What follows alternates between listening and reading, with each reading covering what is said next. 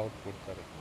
ஓகேவா? So according to others இதில் நம்ம find the first peak element அப்படின்னு சொல்லிட்டு நம்ம பார்த்துருக்கோம். ஸோ இதை நம்ம அனலைஸ் பண்ணுறப்ப இந்த ஃபஸ்ட்டு பீக் எலிமெண்ட் அப்படிங்கிறது 500. ஸோ ஈவன் இந்த ரெண்டுத்தையும் ரன் பண்ணுறப்ப எனக்கு ரெண்டுமே ஷோ பண்ண வேண்டியது, அதாவது the algorithm number 1 and the algorithm number 2. So ரெண்டு அல்காரிதம் இருக்குது. ஸோ அது ரெண்டுமே ஷோ பண்ண வேண்டியது 500 இருந்தாலும் எனக்கு ஒன் ஆஃப் த அல்காரிதம் வந்து 7 அப்படின்னு சொல்லிட்டு அது ஷோ பண்ணுறது வந்து 1000 இருக்குது. கரெக்டாக? ஸோ இதோட இண்டெக்ஸ் 0 1 2 3 4 5 6 7. ஸோ இது எதனால் அப்படின்னு சொல்லிட்டு நான் வந்து பார்த்தேன். ஸோ எதனால இந்த ஆன்சரும் வேலிட் அப்படிங்கிறத நம்ம பார்க்கணும். கரெக்டாக? ஸோ இந்த ப்ராப்ளம் அப்படிங்கிறது லீட் கோட்லேருந்து எடுக்கப்பட்டிருக்கு. ஸோ இந்த ஒரு செக்ஷனை வந்து நம்ம என்ன சொல்லணும்னா ஃபைண்ட் பீக் எலிமெண்ட் அப்படின்னு சொல்லிட்டு சர்ச் பண்ணோம்னா நமக்கு கிடைக்கும். லீட் கோட்லேயே இருக்குது. ஸோ இந்த கொஸ்டினை நம்ம சர்ச் பண்ணி பார்த்தா ஃபைண்ட் த பீக் எலிமெண்ட் அப்படிங்கிறது கொடுக்கப்பட்ட அறையில் நமக்கு கிடச்சிருக்கக்கூடிய டாப் வேல்யூ கிடையாது. என்ன விஷயம் அப்படின்னா ரெண்டு சைடில் இருந்து, அதாவது லெஃப்ட் அண்ட் ரைட் ரெண்டு பக்கத்துலேருந்து அனலைஸ் பண்ணுறப்ப நமக்கு கிடைக்கக்கூடிய பிக் வேல்யூ அதை தான் நம்ம கன்சிடர் பண்ணணும். இப்போ நீங்கள் இந்த செக்ஷனில் பார்த்தீங்கன்னா நமக்கு இந்த வேல்யூ நமக்கு கொடுத்துருக்காங்க. கரெக்டாக? ஸோ ஆன்சர் நமக்கு 5 வந்துருக்கு. அதாவது அதோடைய 5th இண்டெக்ஸ் அப்படின்னு நம்ம சொல்லலாம். கரெக்டாக? ஸோ 5th இண்டெக்ஸ்னு சொல்லலாம். இப்போ 0 1 2 3 4 5, அதாவது இந்த 6 அது குறிக்கும். ஓகேவா? அப்போது இதுபடி நம்ம பார்த்தாலுமே இங்கே மொத்தம் எத்தனை பீக் எலிமெண்ட் இருக்குது அப்படின்னா 2 அப்படிங்கிறதும் பீக் எலிமெண்ட் தான். ஏன்னா அதோட ப்ரீவியஸ் அண்ட் ஆஃப்டர் வேல்யூஸ் வந்து ஸ்மாலர் தென் த மிட். அதே போல் நம்ம இந்த செக்ஷனில் பார்த்தோம் அப்படின்னா வேறு பீக் எலிமெண்ட்ஸ்னு பார்க்குறப்ப இது நமக்கு இருக்குது. ஓகே. ஸோ லெஃப்ட்லேருந்து பார்க்குறப்ப நமக்கு 2வும் ரைட்லேருந்து பார்க்குறப்ப நமக்கு 6ம் இருக்குது. ஸோ ஏதாவது ஒன்று தானே அலோவ் பண்ணணும்னு கேட்டால் கிடையாது. ஸோ அவங்க கொடுத்த டிஸ்கிரிப்ஷன் படி your function can return major index number 1, அதாவது 2வை ரிட்டன் பண்ணலாம் where the peak element is 2, okay, or index number 5 where the peak element is 6. So அவங்க இந்த பீக் எலிமெண்ட்டையும் அவங்க அக்செப்ட் பண்ணுறாங்க. ஸோ எதனால் நமக்கு வந்து இந்த அல்காரிதம் பயன்படுத்துகிறப்ப நமக்கு மிடில் டிவைட் ஆகி சைட் போகுது. ஓகே. ஸோ அதே இது நம்ம இந்த அல்காரிதம் பயன்படுத்தணும் அப்படின்னா அதோடைய ஃபஸ்ட்டு பீக் எலிமெண்ட் அப்படிங்கிறத அது சூஸ் பண்ணும். Okay. So there is a difference between this. இதை நம்ம எத்தனை வாட்டி ரன் பண்ணாலுமே அதில் இருக்கக்கூடிய ஃபஸ்ட்டு பீக் எலிமெண்ட்டை தான் இது சூஸ் பண்ணும். ஓகேவா? ஸோ இது very simple if condition. There is no confusion in it. But when comparing with this code, right, இந்த கம்பேரிசன் பண்ணுறப்ப நம்ம பார்த்த ப்ரீவியஸ் கோடை விட இந்த கோடு வந்து ஃபாஸ்ட்டான ஒரு அவுட்புட் கொடுக்கக்கூடியதாக இருக்குது. ஓகேவா? ஃபைனா? ஸோ இந்த கோடை நான் ஹியூமன் லாங்குவேஜாக மாற்றினேன் அப்படின்னா நான் என்ன பண்ணுறேன்னு பாருங்கள்.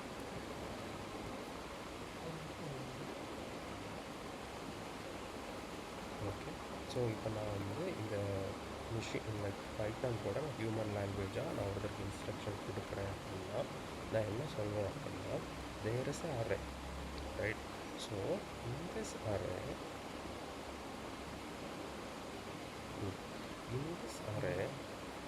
Find the mid value. So இதோட மிட் வேல்யூ அப்படின்னு பார்த்தோம்னா நமக்கு 3 கிடைக்கும். கரெக்டாக இந்த இண்டெக்ஸ் நமக்கு கிடைக்கும். ஏன்னா இங்கே வந்து 7 இருக்குது.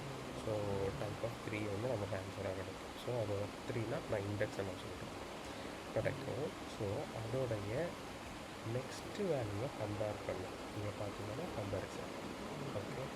So if the mid value தான் பெருசு அப்படின்னா ரைட் சைடில் இருக்கக்கூடியதை நம்ம கவர் பண்ணலாம், அதாவது லெஃப்ட் சைடில் இருக்கக்கூடியதை கவர் பண்ணலாம்.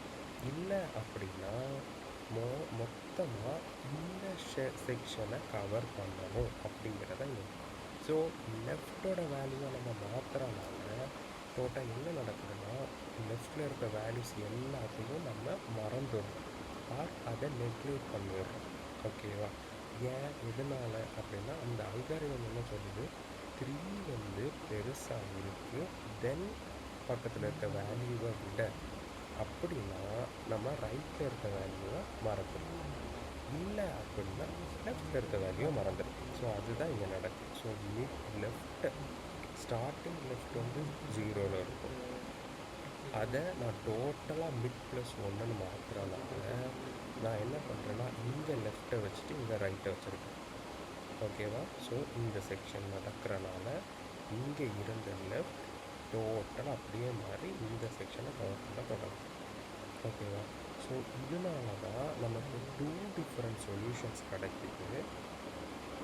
ஓகே ஃபைனா? ஸோ இதுதான் இதில் மொத்த வித்தியாசம்.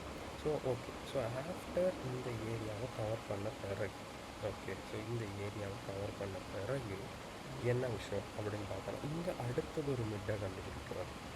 மிட்டை கண்டுபிடிச்சி பக்கத்தில் இருக்க வேல்யூவை விட இது பெருசா அப்படின்னு சொல்லிட்டு செக் பண்ணணும்.